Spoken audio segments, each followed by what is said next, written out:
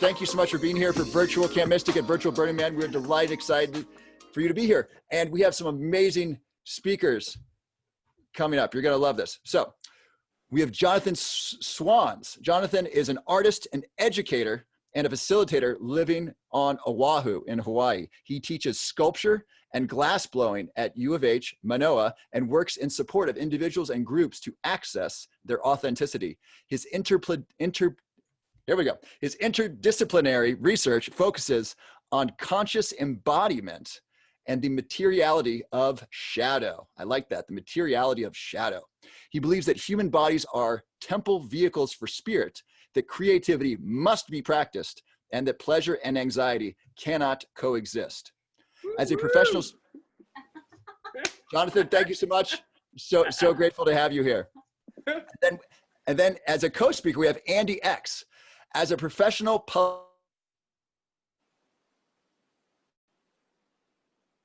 Andi was only inspired to start speaking publicly about sex under the influence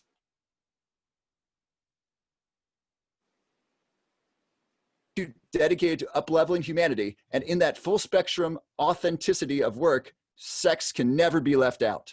Together, they will somersault through discussion of childhood trauma patterns, limiting beliefs, seeking external fulfillment, and pave a pathway to being more honest with the self.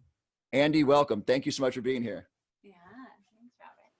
So I kind of want to sit, but I'll start standing. We'll see. Feel free to move the mic and then move this wherever you like. Definitely. Hello, everyone. Welcome back for the 4th day in a row. How's the light on there? It's all good. It's all good. So I am super grateful to have Johnathan also here with us. You are all blessed by his presence, and I'm excited to see what will come from this.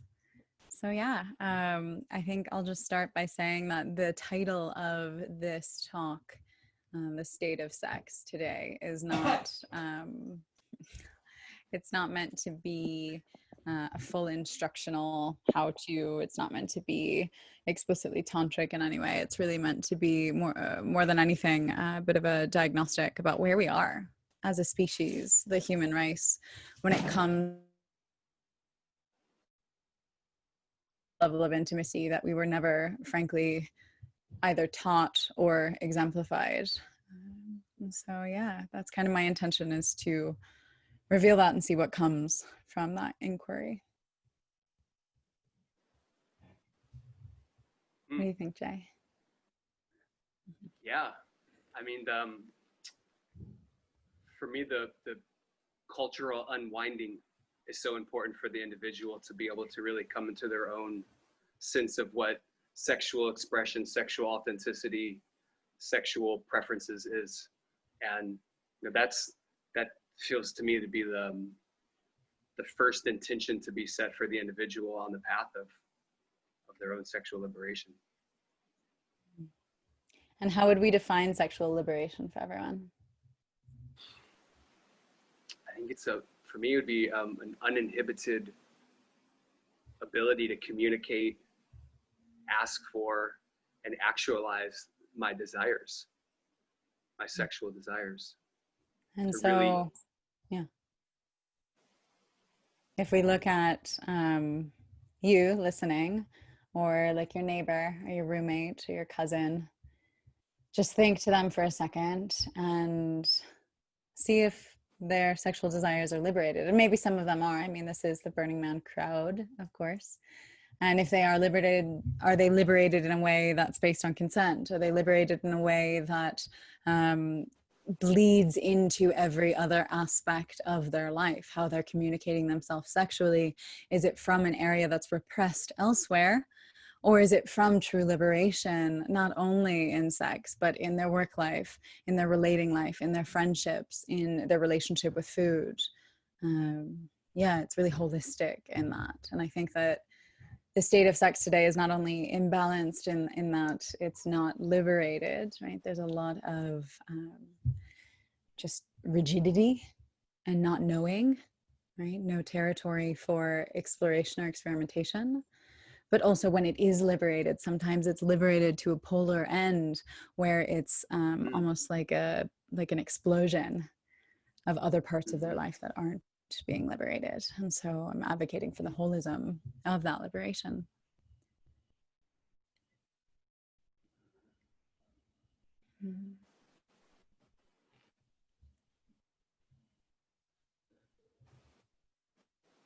Yeah, I mean, what comes up for me around that is that rather than having things being suppressed and unaccessed, we ideally would be able to create playgrounds and safe places and have some kind of direction being brought to that environment, so that individuals can experiment with learning about what feels good and doesn't feel good for them, you know, where they have inhibition, where they have desire.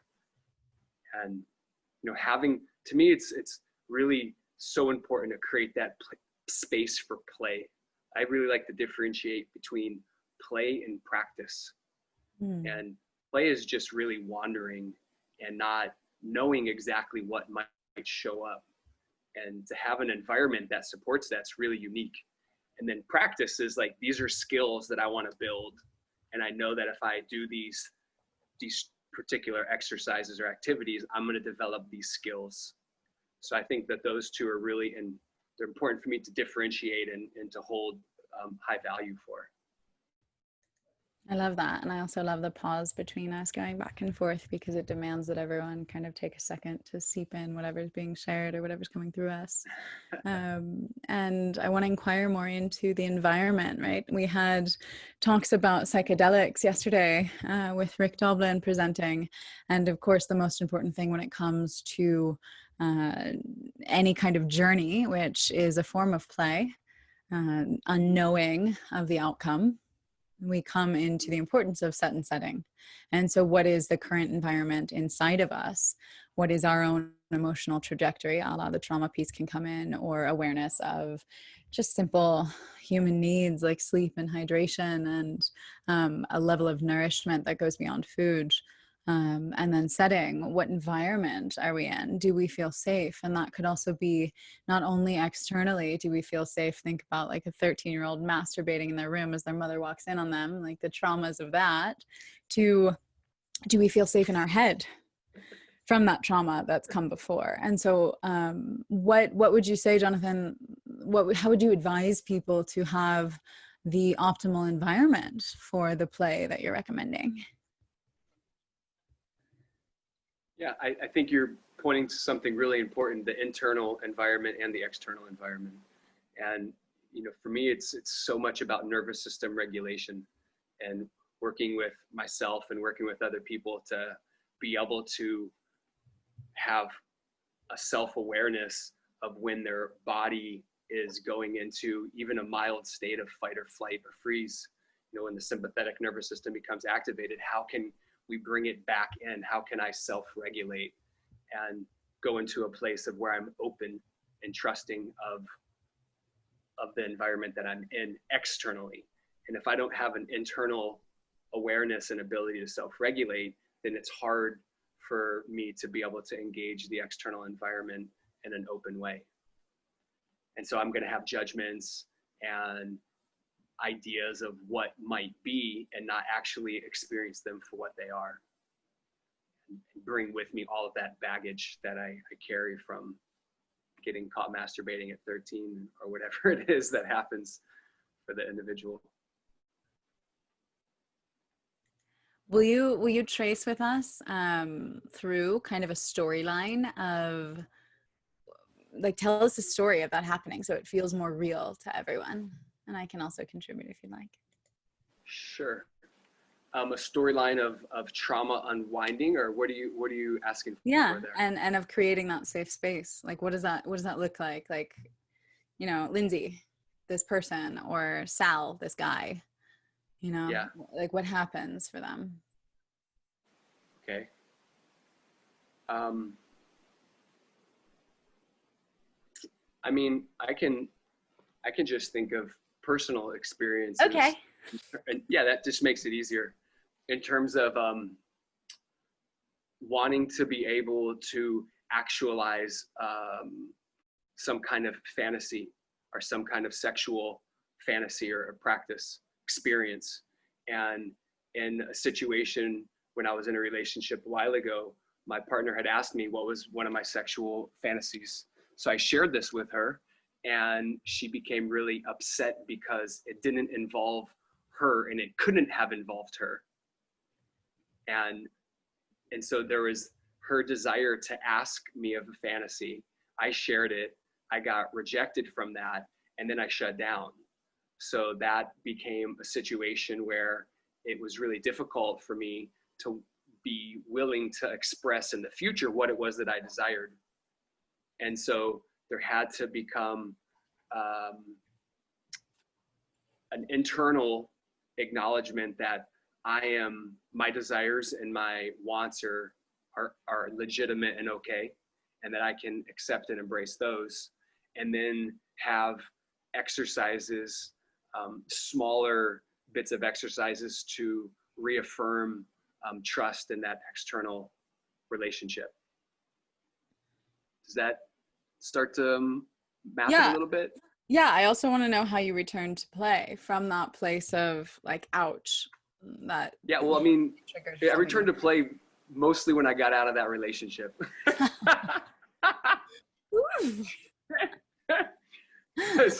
that it takes, I can play by myself wonderfully, but if I'm going to play with a partner, they have to be willing to engage and play also. And part of playing is that I really believe that in play we have to be willing to make a mess, and we have to be willing to I use the word endure something that may be uncomfortable for a period of time to see what unfolds or what spirals out of that. And so there takes a certain kind of nervous system resilience to be able to play, particularly when we're talking about sexual intimacy, and people are going to be dealing with shame shadows and all kinds of cultural imprints. And so, yeah, I mean, that was a large part of why that relationship separated, is that there wasn't the willingness to join in mutual play. So if we're looking, and I'm going to put this really much in the current moment, just about 2 hours ago, we had in the sky Mars squaring Venus. And so this is very much the time where there will either be massive amounts of play or a lack thereof. And it's not a time to necessarily make assessments or decisions about it, but noticing in each of your own individual trajectories, whomever's listening here, noticing how that's manifesting in your reality, in your life. And I think that there's a bit of a hybrid diagnostic issue of like humans and sex today. For sure, play is like this holy grail at the end of the tunnel or rainbow or whatever. I'm mixing analogies, but you get what I mean. The illusion is elusive. And when we come into actual state of the world of how things are, right, many men are riddled with anxiety of performance issues, or they are purporting fantasies from their sex education program, which was porn. Right. And women then are either faking orgasms and just wanting to be accepted, and also, slut shamed. And so on that kind of the darker end of the spectrum, at the other side of the idealistic, let's make it play, I kind of want to talk in the mud for a second. What do you think about all that? One of the things that has become to my awareness around shadow work and how to navigate between the muck and the mud and the end of the rainbow is that the end of the rainbow concept needs to be really articulated for an individual. And even if it's not actualized in this moment, at least have an idea of what it would look like and what it could feel like for me as being a fully liberated sexual human being. Because if I can imagine that, I can get a resonant frequency on that, and I can put a homing device there. And then that allows me to track back into these areas where there's muck and there's mud and there's shame and there's blame and there's guilt and all these other energies that can be really uncomfortable to go into. And as long as I have a sense of where I want to be, it allows me to move back through the polarities of shadow. Mm. He's much more optimistic than I. Yeah, I am optimistic for sure. And I think it takes practice. It takes a willingness. It's not something that is going to happen through some kind of psychedelic experience that you're fractured and your Akashic records wiped clean and now you're this liberated human. I think we get glimpses into what is the liberated aspect of ourself, and then what are we going to do in the 3D to actually support our higher self getting there. Yeah. And so you say kind of like put a tracking device at the end of the rainbow in the liberated resonant frequency of play and flow and all of these idealistic terms, which might feel very, very, very far away from many people listening to this. That's hard work just to do that. Yeah. That takes a real focused effort, probably some guidance by someone who's been through that practice. But the idea of really, it's it's like a vision board of your idealized self. And then hopefully that can become a safe place of refuge while you're doing some of this other work. Hmm. And as for the other work, once we can kind of start to drive towards the vision of an idealized self, even though, we might not even have the eyes to see from where we are now, what does the other work look like? Like what are practical practices that we should recommend to people from where they are right now?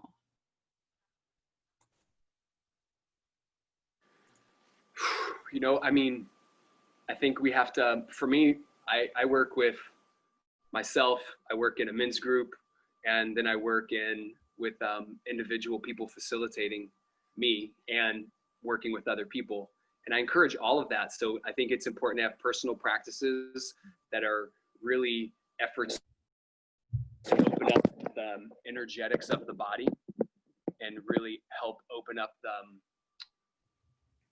the chakric system so that we have energy that moves through us and is going to allow our self to be supported. And so any kind of yogic breath work practice that regulates nervous system, whether you're doing a slower paced vinyasa yoga, breathing focus therapeutics, qigong, any of these things that are really going to work the nervous system to become more steady. And my experience in men's circles is that it's often working with ideas. And so we can work with therapists and psychologists to track our own family constellation and go into our own narratives, which is really important to be able to see where there was inception of ideas that we hold and that we run in our critical mind or in our place of inhibiting our authenticity. And then I really believe that there is an importance to have body work done also, and work in an energetic and physical layer where people are accessing and working on tissues and fascia to help release bound trauma energy that's locked in the body. And that's one of the things that I think is so important, is to be able to go into a passive state, even if maybe a lightly aroused state of pleasure, because when the body is in a pleasure state, it's going to have the ability to be more relaxed, and it's not going to anxiously hold on to these things that it's been carrying for so long. And so therapeutic body work.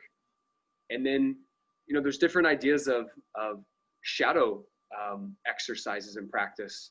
And for me, I'm really interested in this idea of the materiality of shadow and the energy of shadow, and thinking about shadow as something that doesn't have a narrative necessarily associated with it. So the story that I tell myself of not being good enough isn't the shadow, but there's an energy that's in my tissues that's actually the shadow. And so it's, how do we work go below the narrative that we use to identify? That's really just a symptom of the shadow energy. That was a lot. Yeah, thank you. I have such a desire to make it practical for people, and if you're listening right now, you can close your eyes. I'll close my eyes with you. Think of the first time that you understood what sex was. Probably when you were under 10 years old. Think of the first time that you touched yourself. Think of the first time that you ever saw sex somewhere, whether that was live or on a screen.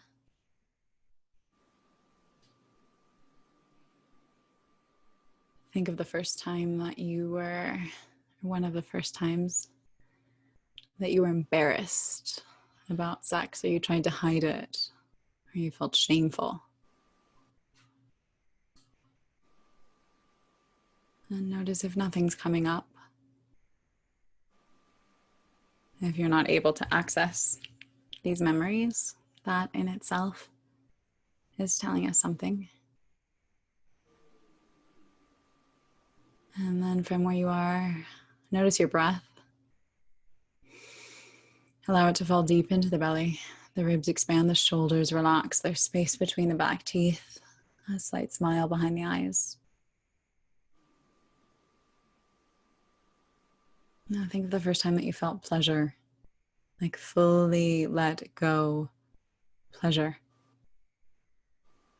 where you weren't holding on anymore. And for some of you, that might have been like 2 days ago. Right? It doesn't have to be when you were young or even a teenager. Think of your thoughts, the cognitive analysis and assessment around sex. When you started going through puberty and afterwards, is it something that you chased or hid from? Is it something that you guarded or dosed out?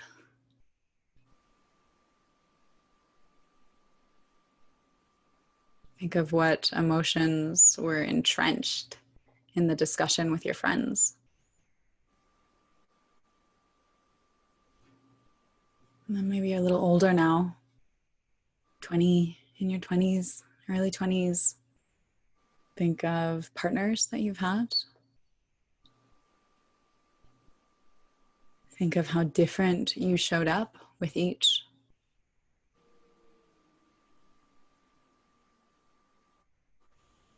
See if you can pick one or two in your mind. They'll come to you quickly. And when you do, see if you can delineate what you learned from engaging with them, even if it was only one time, even if it wasn't penetrative sex. What did you learn about yourself in the process?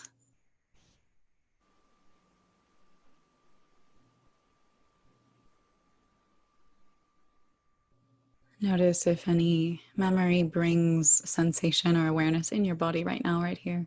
Feel into that space between the navel and the pubic bone. You bring your breath back there. Make sure that there's space between the back teeth and the jaw's relaxed.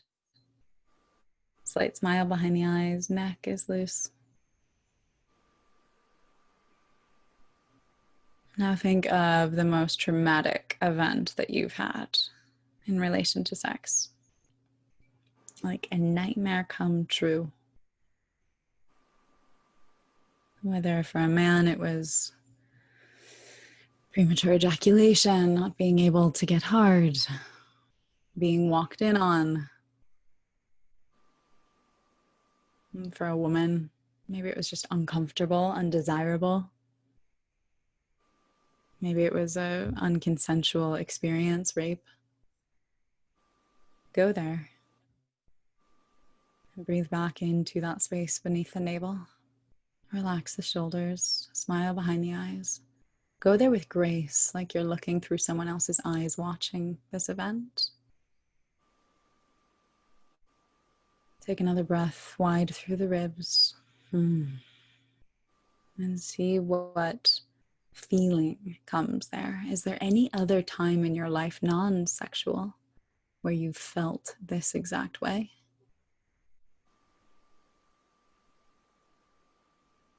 This inquiry, this probing into the curiosity is for you and you alone.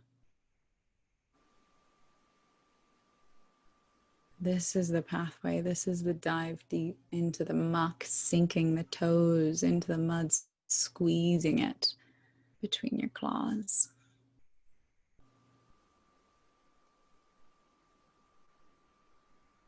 And then as you breathe now all the way from the bottom of the belly, bottom of the abdomen, up through the chest, lifting slightly the sternum, bringing the chin slightly closer to the neck. Think of one of the best sexual experiences that you've ever had. It could be alone or with someone or multiple people. And as you do that, notice that sensation of pleasure flooding your body and your awareness. Notice what you learned about yourself from that experience. Notice a twinge of desire that stems from this memory. And notice what it was on a greater thematic level that allowed you to be in flow, to get out of your own way, and to fluidly express the sexual nature of the human that we are experiencing.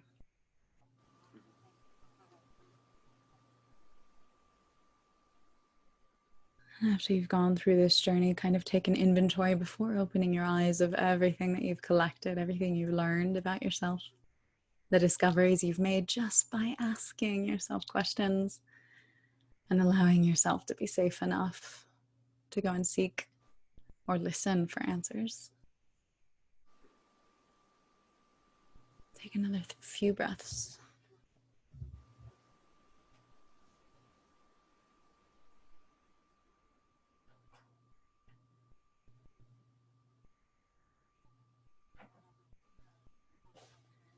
And as you're ready, slowly, gently allow the eyes to open, soft gaze at the floor in front of you. Coming back into the space, back into awareness of Burning Man Week, of this invitation towards sexual liberation and excitement that it can and it will only get better from here. Right? Because the state of sex today, unless we fully know where we are and where we've been and how we've gotten to be how we are, there's no way that we can know where we're going. Otherwise, it's blind idealism. And so those of you watching or those of you watching on replay, please grab pen and paper, and every little micro prompt that was thrown out through that little experience, go back and take 20 minutes and unpack what's there. Because this is the gold, this is the wisdom, it's right there inside of you. Right? And there's so much to learn, not externally, not about techniques and practices and tools, but about yourself. And when you can show up with self-esteem, with self-knowing, and with full presence, with who and why and how you are, right? Then you're ready to play. Then you can vibrate at that level. Yeah? What do you think, Jay? I think it's beautiful the way that you created an invitation to touch both sides of what is that place of pleasure and that place of discomfort in our sexual history. And like you said, those are where the gold is. And if we can integrate both of those into ourselves and not try to actively deny parts and deepen the practices that feel good, the pleasure practices, how can we go back to those?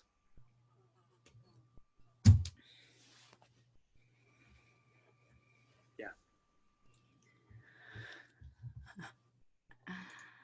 Okay. So I have something that is kind of this is a lecture that I've given a few times. I did a whole day of sex programming once at Africa Burn. a few years ago. And it was shortly after I had written this piece that came out of me in stream of consciousness flow state once in Rishikesh. And it was something that kind of like needed to come out. It felt like a voice that was coming beyond me, like a voice from the fierce female to men. And I kind of have a desire to read it, and then to have you come back with a kind of masculine response. Is she good for that? Yeah. Yeah. Okay, so this piece is a bit dated, but my desire is that you'll enjoy it nonetheless. All right, so it is called Unconscious Sex. You know what? Shove it. Porn-filtered fantasies, autopilot transices. I don't want your fuck me baby eyes closed disconnection. Give me your eyes open, loving presence, detection. Each movement of your body hails my response. Allow sexual energy to rise on its own, sans conscience. And if you falter, fear not, fear unjust stay. Detecting of your porn-filled training ground come undone. I will not be your Jenna Jameson or even your Britney Spears. When she said, hit me baby one more time, she didn't want you to bang her to tears. What about slowing down and listening to the sound of my breath? What about sitting back, taking slack on your hardness that's left? Don't jump me like a dog in heat. Treat me like a princess. Kiss my feet. Yes, you read that, right? I said kiss my feet. Pay attention to every part of my body. Make me celebrate like I've won the lottery.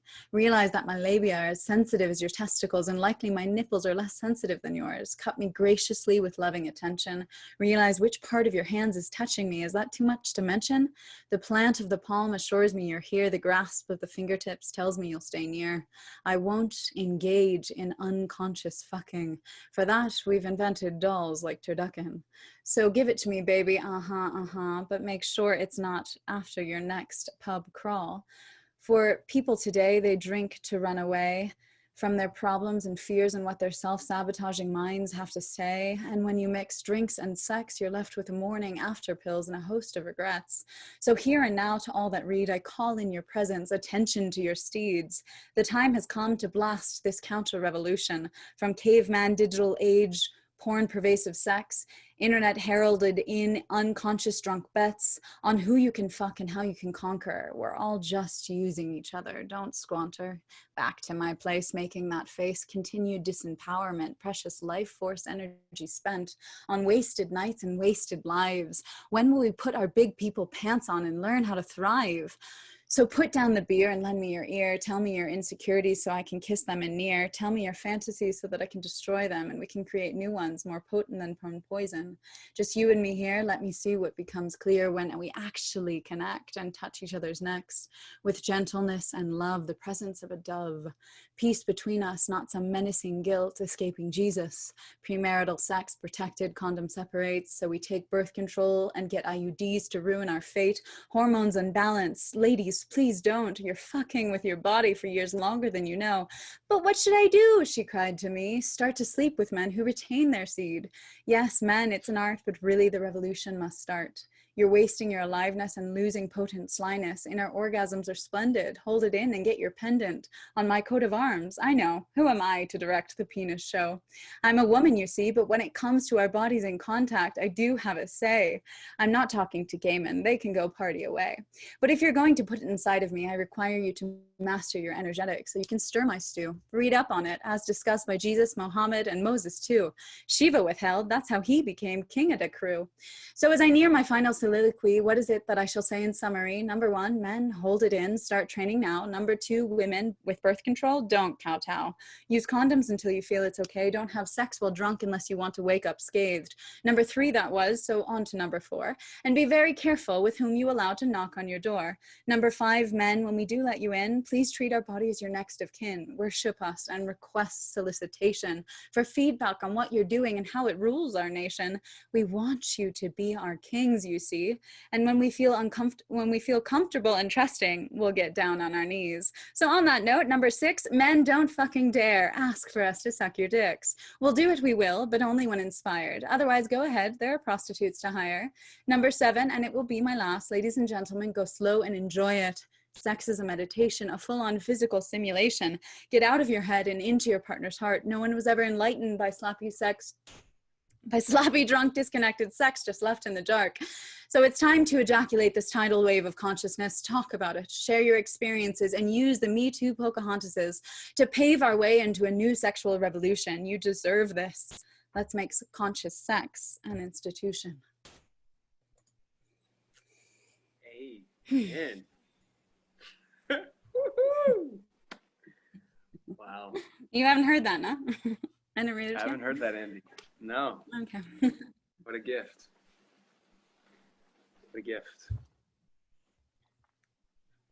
There are many parts that stood out, and one of them, towards the beginning, you said, if you falter, if you fall or fail, fear not. And I think that that's a really key point for men in the masculine, is the fear of failure and being rejected. And like that stood out for me. On down the line, that was like one really big point. And it's like, how do we create that sense of trust where I'm willing to play, knowing that I might make a mess and fail along the way, and you'll be there to tell me it's okay. That's my little poem. And is there anything else that comes through in the masculine to like respond to that? Yeah, I think it's like you said, it's a call to action, and there's something fundamental that I think needs to shift before a man can hear that call and want to step to it. And it's his relationship with his body as an organ of pleasure rather than his genitals being the focus of pleasure. And that, I think, facilitates a shift into having more enlightened sex and being able to consider these ideas of, semen retention, ejaculation control. And will you speak to them? Speak to those ideas and the practices, and just give like a little trajectory? Sure. I mean, like you were saying in a poetic verse, when a man ejaculates, we're expeditedly giving out an enormous amount of energy, of essence, our potent essence. And in that moment, there's this little lapse of all things. It's, in the petit mort, the little death. It's that moment of complete and total release. And so that's the desire for most men having sex, is an ejaculation. And until that shifts in a man's awareness that isn't the idealized goal of sex, then I don't think there's much hope for them to expand into having more embodied, conscious sex. And the beginning of that for me was opening up my body to being an erotic instrument and moving from just having genital focused pleasure experiences. And that took time, that took practice. I'm going to just refer to a book that I often send to many people. Montag Chia's, I'm even forgetting the name. It's the tantric art of lovemaking, something like that. But learning things like the microcosmic orbit, learning just these practices. Is it for the couples or for the male? The male. Yeah. So I can grab it real quick. Yeah, I mean, learning these practices of like everyone, male and female right now, lift your pelvic floor, right? Lift your pelvic floor. If that's foreign to you, then the quality of engagement with the bioenergetics that are electric through your body, right? You're not even, it's like as if you could paint and you don't know that you can paint with a paintbrush. And so that was a very artist reference for you, Johnathan. The lifting of the testicles for men, like if you could literally lift up your testicles, this is going to start to engage the pelvic floor. For women, it's actually at the junction between the uterus and the cervix, and so it's much deeper. It's not the superficial kind of like hold in your pee, do kegels. It's actually a much deeper kind of lift that will reflect in translation from the entire lower abdomen lifting. And so yeah, starting to work with your own musculature. This is something that only happens in your own practice every single day. How do you learn to play the piano? You get up and you play the piano, right? You don't just play Mozart the first day, and you don't think that you'll never play Mozart if you don't practice. And so he's going to get the book. So what you must do is you can start to expose yourself to books like this, to practices like this, to the art of Tantra, which both of us have taught. There we go, the Taoist Secrets of Love. And it is available on PDF if you just Google. This one's Taoist awesome also. Talk about it, let me hear. Well, this one, you know, this one that's specific for male sexual energy is really dense and thick, and it's wonderful, but it can be daunting for an introduction to some of these practices.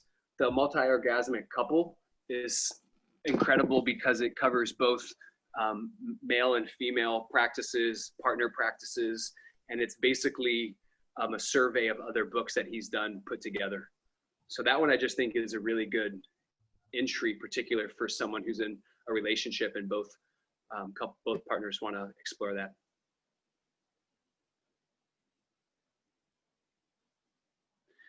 But I think, you know, really the key thing.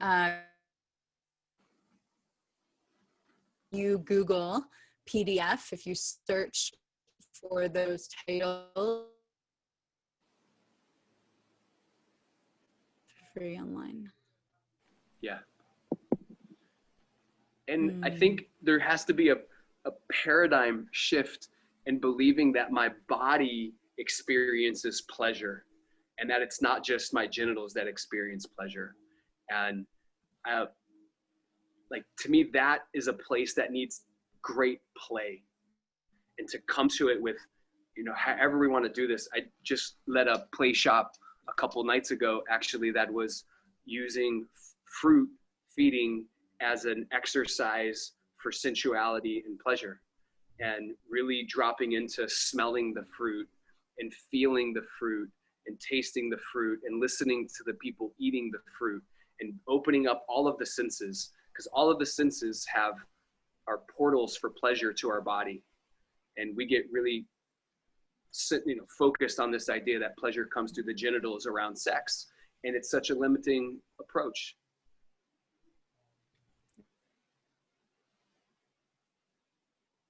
Of all of that by understanding that each part of the body is polar and correlates to different energetics, and anyone who's heard my talks from the rest of the week knows that my worldview is astrology. And so different dominant signs, for example, Scorpio is the genitals, yeah, but Gemini is the arms and the shoulders and the upper back.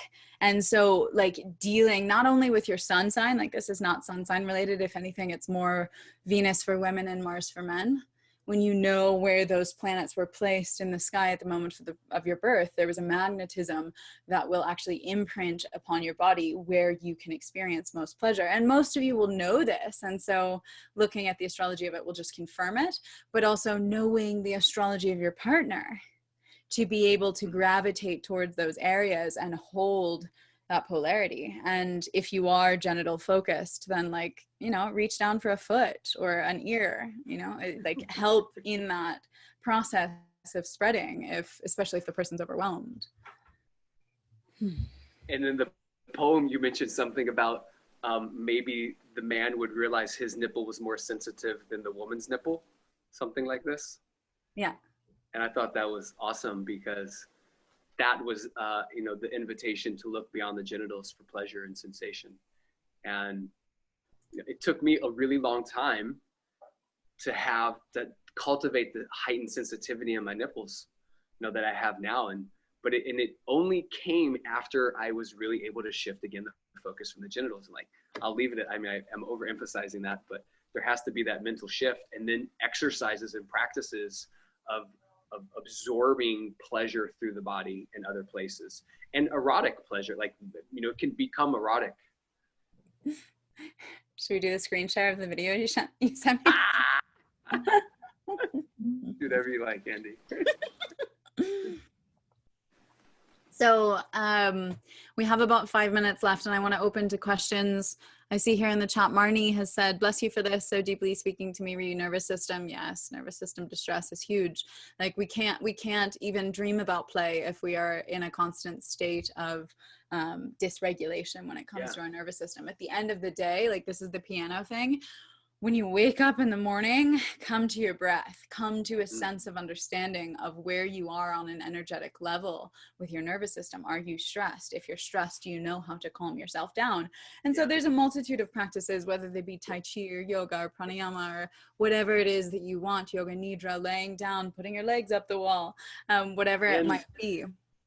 Two things, you know, a simple thing for the masculine partners in a practice is, if the feminine's coming home and you know that there's these things she does on the checklist to make her feel more settled when she gets home, do them in advance so that when she arrives, she can be settled before the night moves on too long. Like, you know, we can be more mindful about how we can create a more relaxed environment for our partners, paying attention.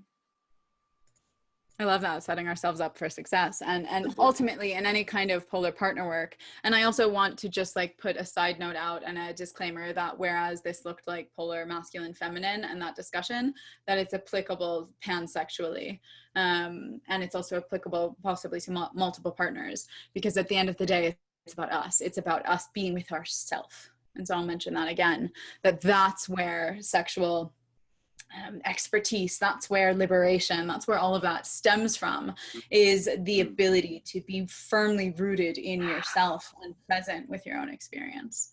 And so not only setting your partner up for success, but setting yourself up for success and constant regulation of the nervous system. So speaking to me, nervous system distress, emotional eating, yes, for sure. I said to a lover recently, either give me sex, good sex, or ice cream. Like, I don't need both. Sexual liberation, urgent need for play, pleasure, life, etc. Yeah, you're welcome for the poem. It's actually not released, Noble, anywhere. But maybe you guys can be my inspiration to finally publish it after 3 years. And the book, I think we said, but we can type it again in the chat. So any closing words, Johnathan, or any other questions anyone has, you can come on video or type into the chat a question. I just really like your awareness of the inner and outer worlds that we have to be attuned to for us to be clear about the state of sex for ourselves as an individual. And that's, you know, being able to come into my own narrative and my own sense of pleasure and what turns me on and turns me off, and then also being attuned to engaging and playing in the outside world and having that, navigating that inner and outer world. I think that's such so important. Yeah, and you lead me to remember and speak to something that we haven't mentioned yet, which is the concept of the third, the relationship itself. Which I think you mentioned, the aspect of the fact, and we use this in synastry, and it's known as the composite chart. So the synastry chart in astrology is your imprints, their imprints, and where they mesh, where they might trigger each other, where there's clear karmic links between you and debts to be paid and things to learn from one another. But then there's also the composite chart, which is something beyond, right? It is the relationship itself. It is the average, the melding that is not purely one of you or the other. And so awareness of this is liberation into knowing how to show up in it, rather than, you know, being confused and constantly searching for answers and perhaps framing yourself from a place of doubt. You can come with curiosity and presence with what is before you. And if you don't have astrology as a tool, then just simple listening to understanding what happens when you're together. It's not that person makes you a certain way. It's that you both together create good or bad, however you want to look at it on a polar spectrum. Yeah. All right. So Marnie, last question, and I think this is for you, Jay. Is there a particular type of body work you suggest to release trauma, fear states for too long, and to come into balance? Yeah, the somatic experiencing practices. Peter Levine's one of the big personalities behind that. There's a woman that I really love that works out of New York named Kimberly Johnson. She's awesome. She's a somatic experiencing practitioner and a rolfer. But somatic experiencing sexological body workers who are working on fascia in the pelvic floor, particularly in the pelvic floor, is a place where the emotion and energy of shame is held. And so the pelvic floor de-armoring, like I don't know where you're living, but if you look for people who are practicing somatic experiencing sexological body workers, pelvic floor de-armoring, you'll be able to find a practitioner, and probably even some links to exercises you can do for yourself. And I'm also going to make a plug for all of the free resources available from Embodied Intimacy, Rachel Rickards and Brewster Redvik out of Berlin, to kind of work with practices like belly to belly and just to get into yourself. So technological tools recommended by Noble. Your mind, your awareness. I'm curious what that means. Yeah. Let us know. I think of technology as being vast, so. Yeah. Let's see. Sexual technical. So we have reached the end of our time. Thank you, Johnathan, so much for joining me and for last minute jumping in. It's always fun. And thank you everyone so much. Thank you so much for this work you're doing. Thank you for sharing your wisdom and your knowledge and your experience. It's such a gift for us here to experience you in virtual Camp Mystic at Virtual Burning Man. Thank you so very, very much.